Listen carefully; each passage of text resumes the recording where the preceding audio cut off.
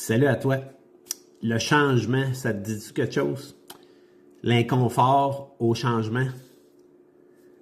On cherche toute une vie en harmonie, une vie en équilibre, une vie qui fait du sens pour nous. Mais est-ce qu'on est prête à faire ce qu'il faut pour changer notre vie, pour améliorer notre vie, puis atteindre notre objectif, vraiment vivre ce qu'on veut vivre dans notre vie? Tu sais, la zone de confort, j'ai compris une chose, c'est que la zone de confort est là pour te sécuriser. Parce que le mental, lui, il est là pour te sécuriser. Ton ego, il a des blessures, il a vécu des choses depuis des années. Puis tout ce qu'il veut, c'est te protéger pour que tu restes en vie, en sécurité. C'est ça le programme du cerveau humain. C'est de rester en vie le plus longtemps possible. Puis quand tu veux agrandir ou sortir complètement de ta zone de confort, bien, ça met ta survie en danger. Fait que ton cerveau, lui, ton ego que tu as développé, il est là pour te protéger, pour ne pas te faire souffrir, pour que tu restes en vie.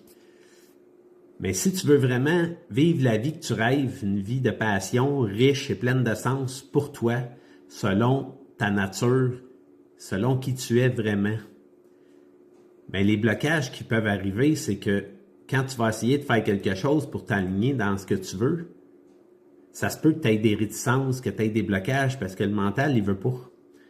Puis moi, ben, j'ai vécu ça il n'y a pas longtemps, puis je suis en train de régler ça. Là. Parce qu'il y a des choses que j'aime pas faire qui s'appellent la gestion, l'informatique.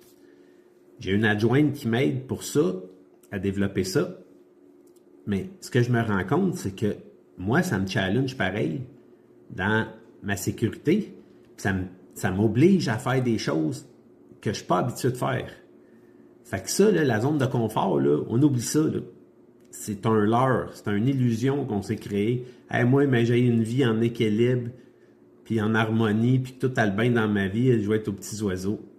Je suis pas sûr que ça marche comme ça. La vie est toujours en mouvement.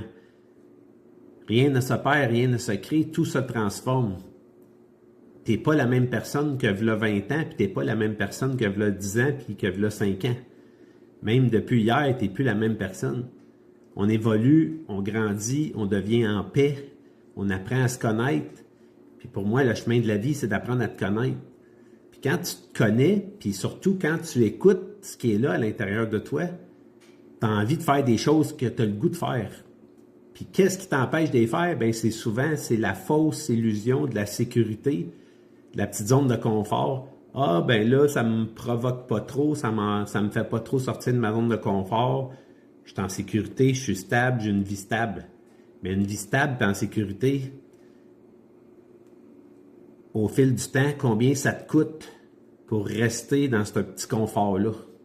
Ça te coûte de l'énergie, tu perds ta motivation, tu vas peut-être devenir amorphe, tu vas peut-être perdre tes élans de passion, tu vas peut-être décrocher de plein de choses que tu aimais faire, puis que là, tu n'aimeras plus faire parce que tu vas te faire croire à toi-même que c'est compliqué d'avancer.